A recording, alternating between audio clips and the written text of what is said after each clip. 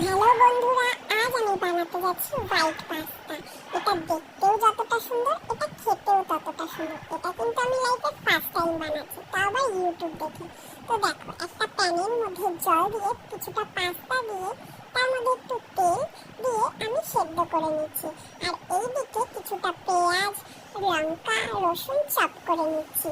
Chop করে নিয়ে তারপর একটা প্যান দিয়ে প্যানের মধ্যে কিছুটা বাটার দিয়ে সেই পেঁয়াজ, লঙ্কা, রসুনগুলোকে সুন্দর করে ভেজে তুলে নিচ্ছি।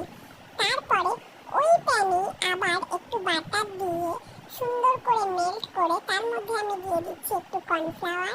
কর্নফ্লাওয়ারটাকে সুন্দর করে মেল্ট করে নিয়ে তার মধ্যে দিয়ে দিচ্ছি কিছুটা দুধ। দুধ দেওয়ার পরে এবার আমি গ্যাসের ফ্লেমটা একদম লো করে দেব এবং তার মধ্যে দিয়ে দেবো কিছুটা ব্ল্যাক পেপার, কিছুটা সল্ট এবং কিছুটা চিলি ফ্লেক্স। চিলি ফ্লেক্স দেওয়ার পর এটা সুন্দর করে মিশিয়ে নিয়ে তার মধ্যে আমি দিয়ে দেবো চিজ।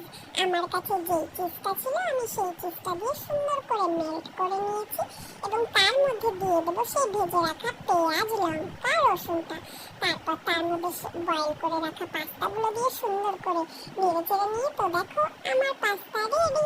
এটা দেখতেও যতটা সুন্দর, এটা কিন্তু খেতেও ততটাই টেস্টি ছিল। তো চলো, টাটা।